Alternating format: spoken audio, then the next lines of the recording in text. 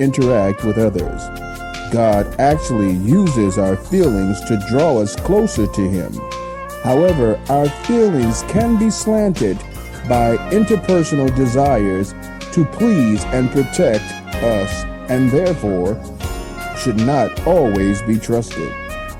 Situations like stress, fear, hopelessness, greed, and personal fulfillment can come in and out of our lives without warning or for any reason, and therefore they must be tested to see if they indeed is something we really need or just something we want. Colossians 3:5 says, "Put to death, therefore, what is earthly in you."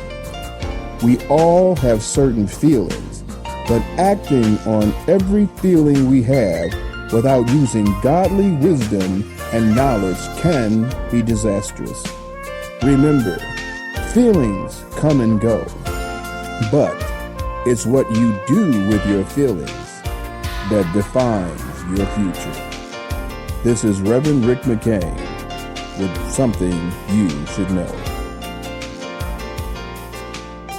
Now boarding the McCain Train with Reverend Rick and author Brenda McCain. They're bringing hot and powerful topics regarding relevant issues on marriage, relationships, and life-changing family topics. And they are funny, engaging, energetic, and they bring real talk that reaches beyond the walls of the church. They have been successful because they have discussed topics like, "Help me, I want to grow old," "My addiction is hurting my relationship," "Aborted but not forgotten," "Living in an HIV/AIDS relationship," "The hand that loves me is hurting me."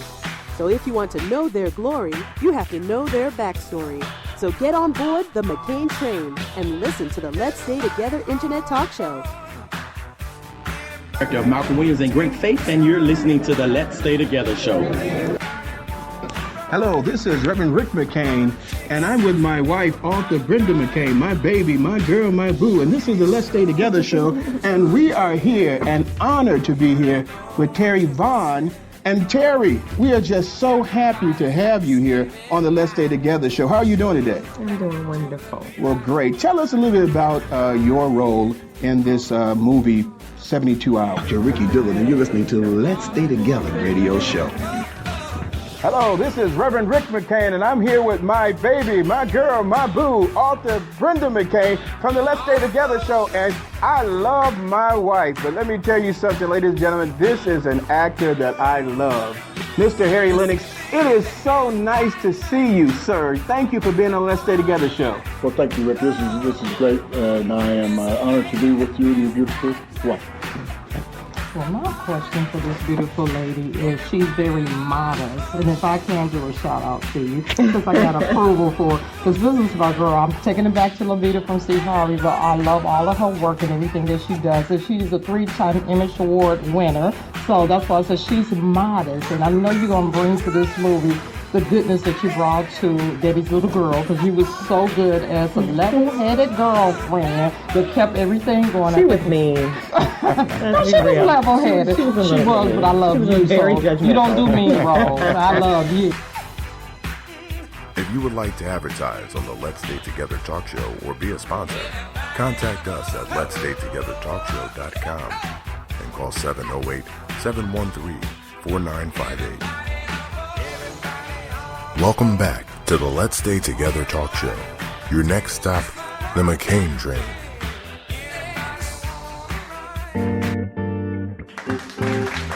All right, welcome back to the Let's Stay Together Show. Baby, you know I'm terrible with these topics, even though I'm the one that write them all. So tell me what we're talking about again. We're talking about, will you support me? A child's perspective, child support. Right, child support. Now, in 2012, the average child support payment was 2010, the average child support payment was $430. I believe it's a little bit higher than that now. For those of you all who didn't get that low rate, it's over with now. You've got to pay a little bit more money because things have changed. But at that time in 2010, the Census Bureau report saying the average in the United States was $430. So we're going to go back to our topic, will you support me, a child's perspective. And we did a child's perspective because we didn't want to sit here and make it seem like we're talking against the men or against the women. But we wanted to make sure that we've had people to understand that through all the battling that you go through, all the fighting that you're going through, the child is the one that needs the help and the welfare and someone taking care of them. So if we can look at it from the child's eye, the child's perspective, that they need to be taken care of. We are hoping that we can get some people to understand that it's not about you. It's not about you financially. It's about what you can do to make sure that child is supported and living a life that the child should live if you were there and you all together with each other. So, baby, ask your next question that you have for our and I mean, we got some intelligent people here, don't we? Y'all making me want to go back and get a law degree. That ain't going to happen, but y'all making me think about it. Go ahead, baby. Thank her. This question is to Patrick. Is child support taxable? No, short answer is no. There's no tax consequence, so you can't deduct it. Unlike alimony. Alimony, if you're paying alimony to somebody, you get to write it off on your taxes, and they have to claim it as income. But child support, the IRS doesn't care one way or another, so no one that gets a write-off or has to claim it. That's just money that is paid for the benefit of the child.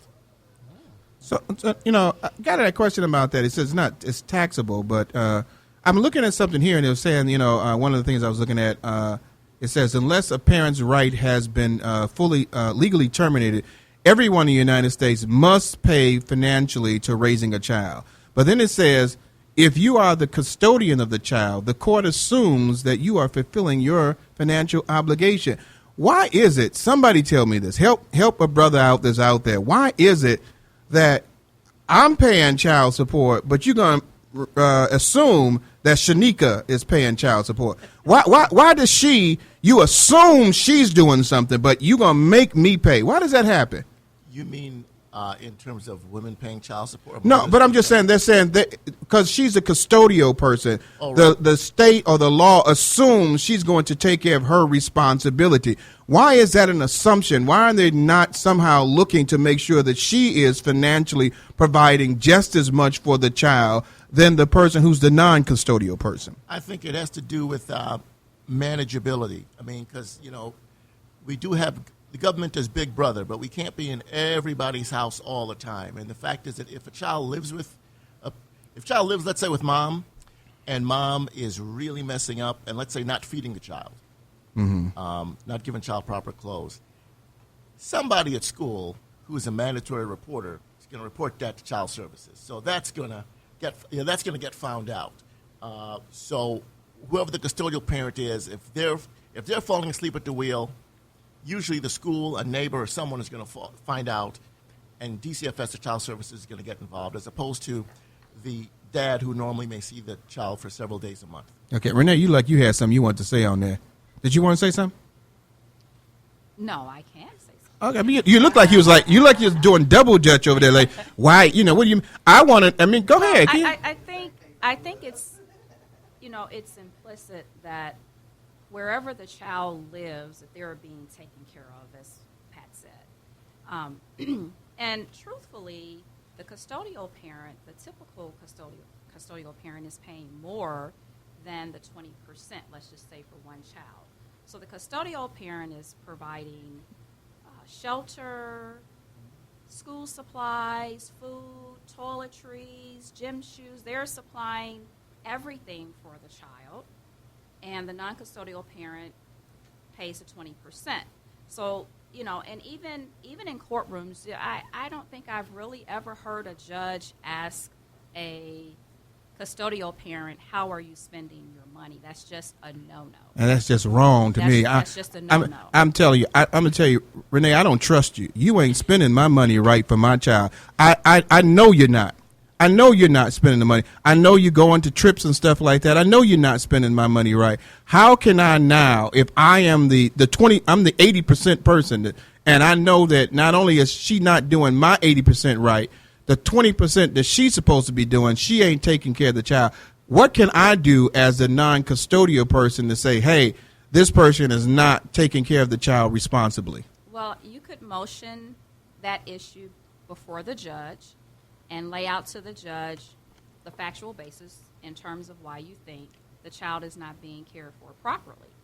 And again, in my years, I have never really seen a non-custodial parent do that. I'll ask the other attorneys if they've ever seen it. But I'll put it this way. Judges are there to help the parties keep the focus on being the best interest of the child. And so although I've never seen it, I would presume that if you make a good enough argument that some changes could be made, either in terms of getting the proper counseling for mom so that she is doing the right thing, or perhaps altering the money, or perhaps making dad more responsible for big things. I mean, it's possible. I've never seen it, but it's possible. Lisa, I'm going to ask you this question, and then I'm going to let my baby jump back in because I keep telling you I can talk here. So now, because I'm talking for all the brothers, I got to help the brothers out because they out there like nervous, wondering where my money going, and now we know that she ain't paying that money. If I can prove that this person is not taking care of financially the money that I'm giving her as a custodial parent, can I do something to, one, reduce how much I pay, or can I make a switch on her not being the custodial person and I am the custodial person? Well, and that's what it becomes. If it's an extreme circumstance, then it turns into potentially a custody matter. And there's no line that, it's like, okay, well, her hair's not been combed for 3 days, so he should get custody. It's a case-by-case situation. That's really all I can say about it. Yeah. So basically, there's no tracking device on whether or not the money is being well spent on the children. Well, it'll be obvious, as Patrick said. It'll be obvious if the child's not being taken care of. I had a client once who would send me pictures on his phone every time he picked up his child. And she just was not well kept.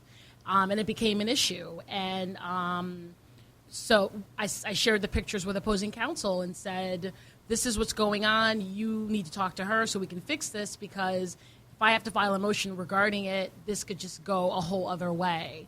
And so it was addressed, and then the order, we put in one of the orders that these are the 5 things that mom will make sure the child has with her upon the drop-off. And so that certain rules were laid out, but it wasn't extreme, because, she just had to kind of step up and realize that this wasn't appropriate. And I think perception plays into this. So along the way, I've heard comments like, I'm paying $200 a month, and my kid still is wearing the same gym shoes.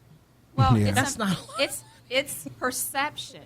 It takes a lot more than $200 to get a child through a month. So it's perception sometimes, too. So it may not necessarily be that the child isn't being taken care of. It's just perception. And so I have had to tell folks, mom is spending a lot more than $200 a month. Okay, switch places for a couple of months, and you will happily go back to paying $200 a month. And I have to say, the example I gave, my client was paying $1,200 a month. Okay. So when I got those pictures every Friday, at $1,200 a month, I want you to make sure those pictures are shown. Show somebody. Can we reduce this to $1,000 or something? So you're basically saying is that the only thing that basically happens at that point is that she has to just do a better job. Right. I'm sure her attorneys spoke to her and said, I saw the pictures, and this is not acceptable. This is the amount that you're receiving. There's no excuse for her to look this way when he picks her up from school on Friday. And mom got it together. Yeah. But on the flip side of that, not with your client, the $1,200 person. Let's go down to the lower end with the $200 to $500 person. When you see the mother always looking good, hair laid, she dressed to the nine, the kid look bummy, I'm with the brothers. They're like, what are you doing with the child support money? Are you spending it on you or whoever else you're spending it on? This is where I have to say some of the men are just simply trifling. And I think what we should do is go and be fathers. Don't just cut a check. Be fathers. So when you've got to do all the things that these single mothers do,